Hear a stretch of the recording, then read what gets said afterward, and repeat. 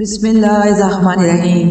सामईन मोहतरम, एक ज़ायरीन के काफ़िला सलार के ख्वाब में इमाम रज़ा अलैहिस्सलाम तशरीफ़ लाए और उसे हुक्म दिया कि इस सफ़र में इब्राहीम जेब कतरे को भी लेकर आना। और फिर क्या वहाँ पर ऐसा मोजज़ा रोनुमा हुआ? आखिर ये सब माजरा क्या था?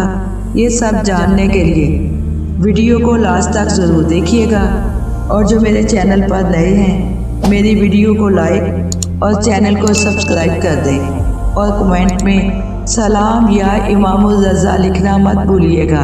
अब मैं अपनी वीडियो का आगाज़ करती हूँ। उस्ताद अंसारियान नकल करते हैं, एक शब कुम में फ़कीह बुज़ुर्गवार आरिफ बिल्लाह मुअल्लिम अखलाक मरहूम हाज सैयद रज़ा बहुद्दीनी की नमाज जमात में शरीक था। नमाज के बाद हमने आपकी खिदमत में अर्ज़ किया, आप हमें कुछ वाज़ो नसीहत फरमाएं। चुनाचे उन्होंने जवाब में फरमाया, हमेशा खुदावंद आलम की ज़ात से उम्मीद रखो और उसी पर भरोसा रखो, क्योंकि उसका फैज़ो करम दायमी है। किसी को भी वो अपनी अनायत से महरूम नहीं करता। किसी भी ज़रिए और बहाने से अपने बंदों की हदायत और इमदाद का रास्ता फ्राहम करता है। इसके बाद उन्होंने हैरत अंगेज़ वाक़या सुनाया। शहर अरूमिया में एक काफ़िला सलार हर साल मोमिनीन को ज़ियारत के लिए ले जाया करता था।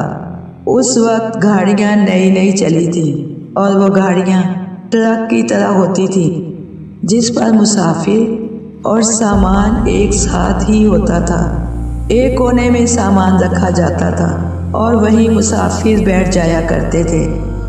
काफिला सालार कहता है, इस साल हज़रत इमाम रज़ा अलैहिस्सलाम की ज़ियारत के लिए जाने वाले तकरीबन 30 मोमिनीन ने अपने नाम लिखवाए। प्रोग्राम तय हुआ कि आइंदा हफ्ता के शुरू में ये काफिला रवाना हो जाएगा।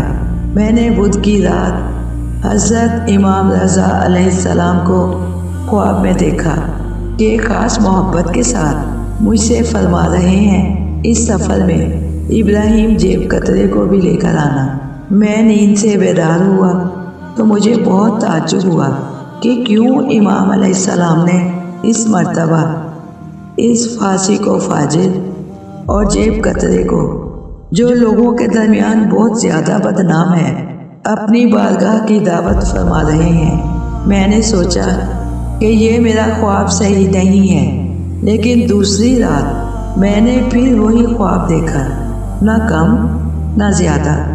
लेकिन उस दिन भी मैंने उस ख्वाब पर तवज्जो नहीं की। तीसरी रात मैंने फिर हज़रत इमाम रज़ा अलैहिस्सलाम को आलिम रोया में कदरे नाराहत देखा और एक ख़ास अंदाज में मुझसे फरमा रहे हैं, क्यों इस सिलसिले में कोई कदम नहीं उठाते हो। बहरहाल मैं जुमा के दिन उस जगह गया जहाँ पर फासद और गुनाहगार लोग जमा होते थे।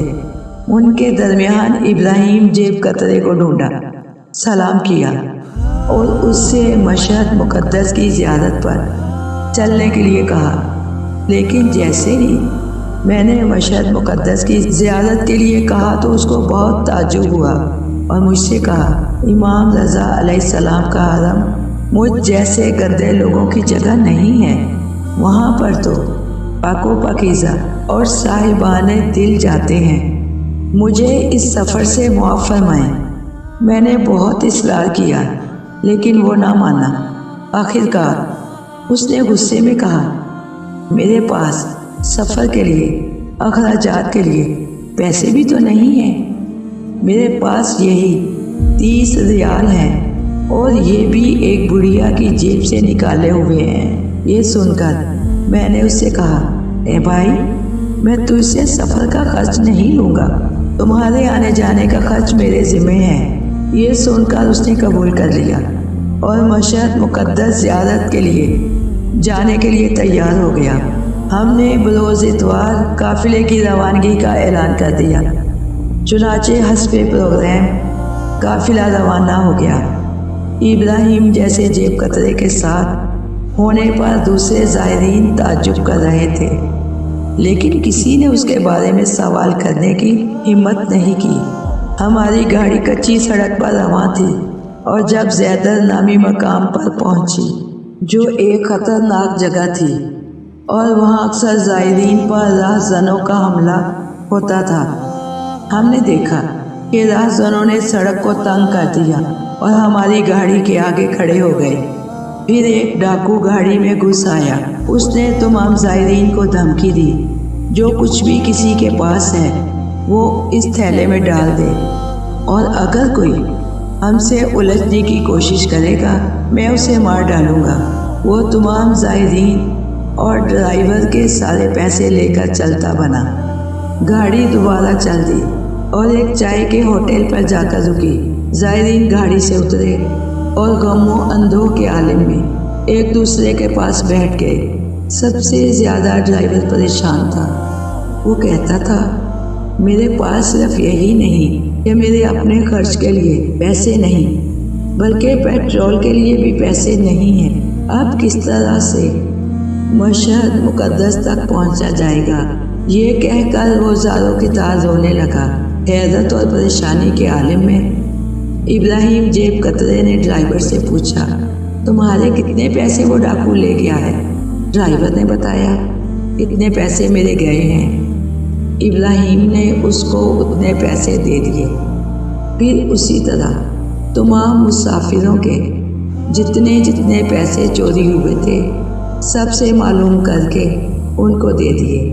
آخر میں ابراہیم جیب کترے کے پاس 30 ریال باقی بچے اور کہا، یہ پیسے میرے ہیں جو چوری ہوئے تھے۔ سب نے تعجب سے سوال کیا، یہ سارے پیسے تمہارے پاس کہاں سے آئے؟ اس نے کہا، جس وقت اس ڈاکو نے تم سب لوگوں کے پیسے لے لیے اور مطمئن ہو کر واپس جانے لگا تو میں نے آرام سے اس کے پیسے نکال لیے اور پھر گاڑی چل دی اور ہم یہاں تک پہنچ گئے۔ یہ تمام پیسے آپ ہی لوگوں کے ہیں۔ قافلہ سالار کہتا ہے، میں زور زور سے رونے لگا۔ یہ دیکھ کر ابراہیم نے مجھ سے کہا، تمہارے پیسے تو واپس مل گئے، سب کے پیسے واپس مل گئے، اب کیوں روتے ہو؟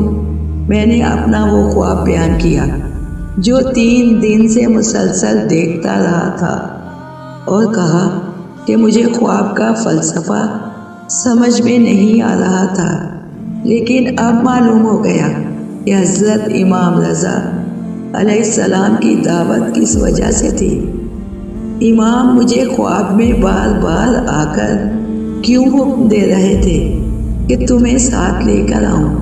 امام علیہ السلام نے تیرے ذریعے ہم سے یہ خطرہ ٹال دیا۔ یہ سن کر ابراہیم کی حالت بدل گئی۔ اس کے اندر ایک عجیب و غریب انقلاب پیدا ہو گیا۔